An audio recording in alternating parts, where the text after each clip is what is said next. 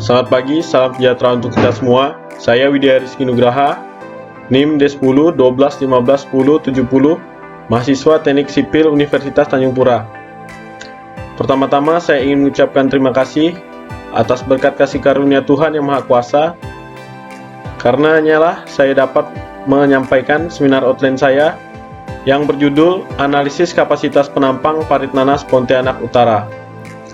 Sebelum memulai presentasi saya pada hari ini, saya berterima kasih kepada pembimbing utama saya, Pak Eko Yulianto STMT, pembimbing kedua, Bu Dr. Heni Rawati STMT, penguji utama, Bu Dr. Nurhayati STMT, penguji kedua, Pak Umar STMT.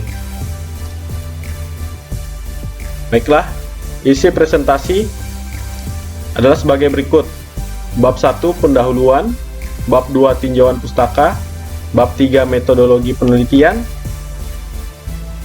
Selanjutnya kita masuk ke latar belakang. Sungai mempunyai peran yang penting dalam siklus air. Dengan adanya hujan yang jatuh di daratan, air akan kembali ke laut melalui sungai. Besarnya jumlah air atau debit air pada sungai dipengaruhi oleh curah hujan, kemiringan, dan luas daerah aliran sungai atau das. Banjir adalah kelebihan debit air yang menyebabkan meluapnya air pada suatu sungai. Karakteristik das dari suatu sungai memiliki pengaruh yang besar terhadap lama waktu dan besarnya banjir pada sungai tersebut. Parit Nanas yang terletak di Kecamatan Pontianak Utara, Kota Pontianak, dengan panjang saluran kurang lebih 4,572 km. Pada awalnya, dimensi penampang sungai bagian hulu lebih lebar dibandingkan bagian hilirnya. Masih terdapat bangunan pada bantaran sungai, saluran ditumbuhi gulma serta dipengaruhi pasang surut. Oleh karena itu perlu dilakukan penelitian untuk mengetahui besarnya kapasitas pada saluran parit nanas. Rumusan masalah.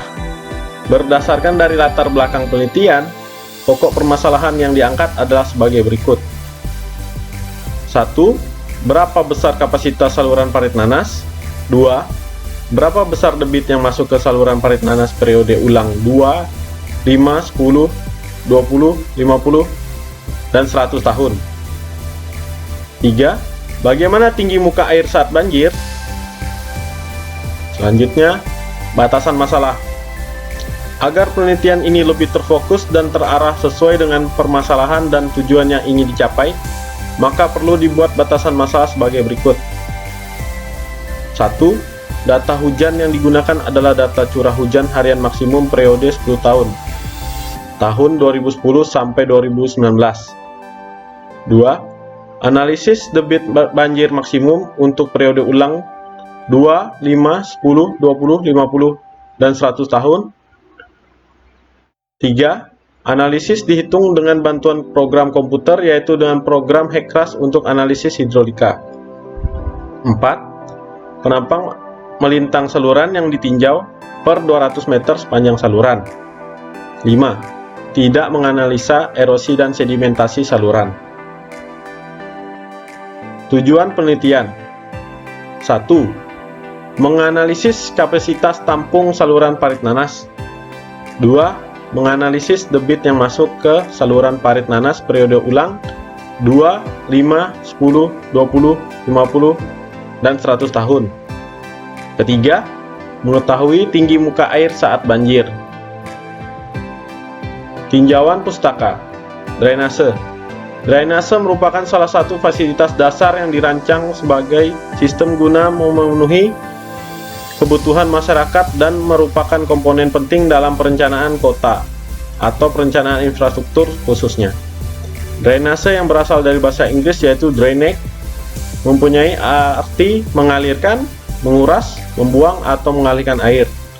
Secara umum, drainase dapat didefinisikan sebagai tindakan teknis untuk mengurangi kelebihan air, baik yang berasal dari air hujan, rembesan, maupun kelebihan air irigasi dari suatu kawasan atau lahan, sehingga fungsi kawasan atau lahan tidak terganggu. Suripin 2004. Siklus hidrologi. Secara keseluruhan, jumlah air di planet bumi ini relatif tetap dari masa ke masa. Air di bumi mengalami suatu siklus melalui serangkaian peristiwa yang berlangsung terus-menerus, di mana kita tidak tahu kapan dan dari mana awalnya dan kapan pula akan berakhir. Air menguap dari permukaan samudra akibat energi panas matahari, laju dan jumlah penguapan bervariasi. Terbesar terjadi di dekat ekuator, di mana radiasi matahari lebih kuat. Hidrometri.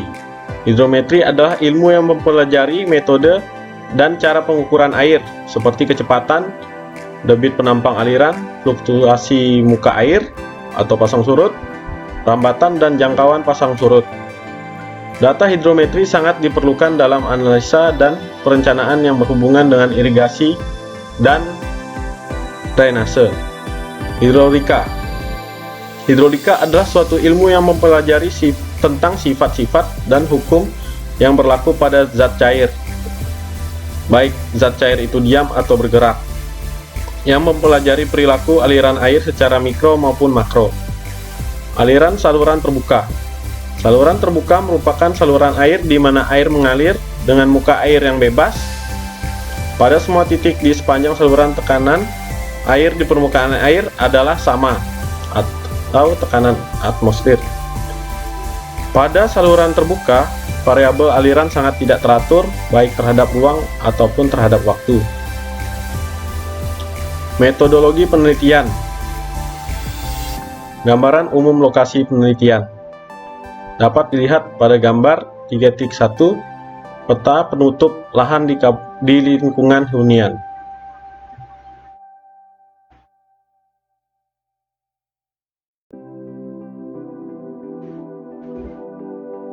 Metode penelitian. Menurut Sugiono 2012, metode penelitian adalah cara ilmiah untuk mendapatkan data yang valid dengan tujuan dapat ditemukan, dibuktikan, dan dikembangkan suatu pengetahuan sehingga pada gilirannya dapat digunakan untuk memahami, memecahkan, dan mengantisipasi masalah. Secara garis besar, peneliti membagi dua tahapan pelaksanaan sebagai berikut. 1.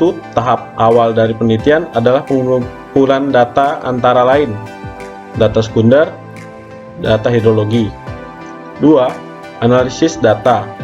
Analisis data yang dimaksud yaitu analisis hidrologi, menghitung debit banjir berbagai kala ulang, analisis hidrolika dengan bantuan program komputer HECRAS.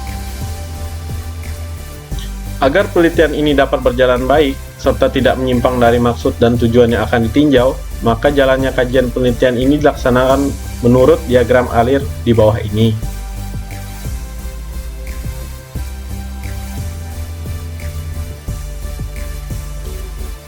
Daftar pustaka dapat dilihat sebagai berikut.